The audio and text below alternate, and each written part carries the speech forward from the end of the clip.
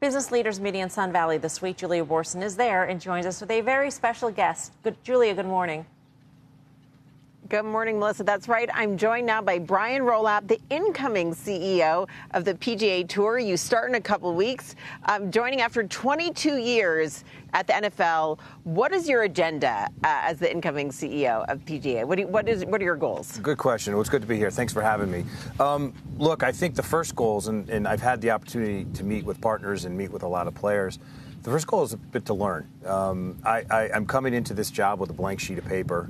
I think there's a lot of opportunity here, but I think I'm going to learn and listen to our partners, listen to our players, listen to all of our stakeholders. That's agenda item number one. So you negotiated so many complex deals when you were at the NFL, really working on that move into streaming and international. Now the PGA has been dealing with a complex deal with LIV for 2 years now. There's been this agreement in principle for 2 years. What's going to happen with this LIV deal? Do you want it to happen? Will it happen? Yeah, I think, look, there's been a lot of conversation about the LIV deal. And look, I should probably learn more about that before I speak on it. I haven't even officially started the job yet. But here's what I do know.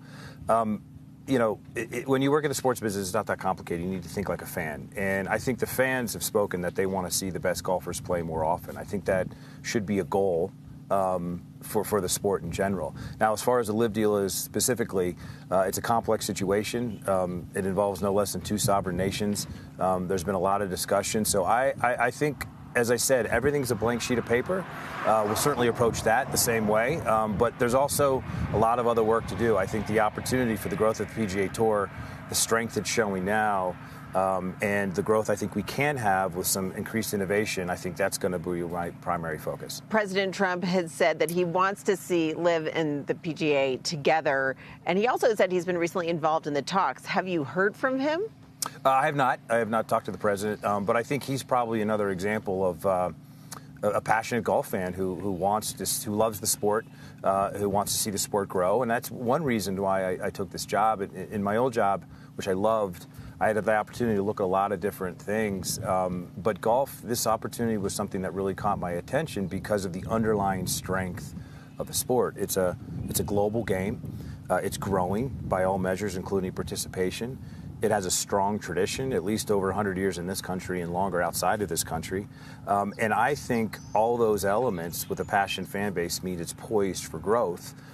So that's clearly going to be my focus. But I think his interest is just another indication of that as people feel passionate about the sport. And what about the question of change, though? I think LIV is really interested in this idea of teams and taking a different approach to golf. Do you want to see the sport change the way that LIV does? Well, I think the PGA Tour product is strong as it is. And I think if you look at the underlying viewership numbers, they've grown this year significantly. And one of the reasons why I took this job is I really studied that fan engagement. And if you look at a competitive round on a Sunday afternoon where they're pulling 3 to 4 million viewers, which puts it up is a large sports event.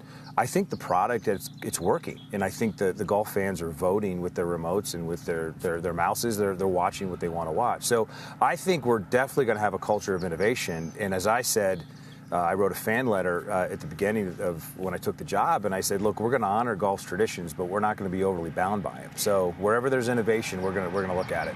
Now, the PGA's deals run through 2029. You negotiated some lucrative, high-profile deals for the NFL. I know a lot of the partners you dealt with are here in Sun Valley, and a lot of them will be the folks you're negotiating with again. What would you like to see for the next round of media deals for the PGA? And do you envision embracing streaming the way you did at the NFL? Yeah, I think, and this has been a good few days because I've been able, as I listen and learn more, to talk to a lot of the PGA Tour's partners.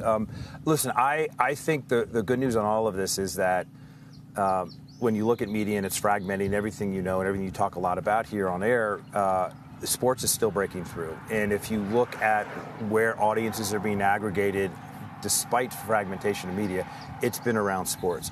So I think when it comes to the PGA Tour, it's very early. I haven't thought about these new deals yet. We have time, but I know We're going to innovate and increase the attractiveness of the television events themselves. But also, we need to go where the fans are. And increasingly, the fans are spending their times in digital. And I imagine a big priority of mine as I get there is to increase our digital footprint in all sorts of ways.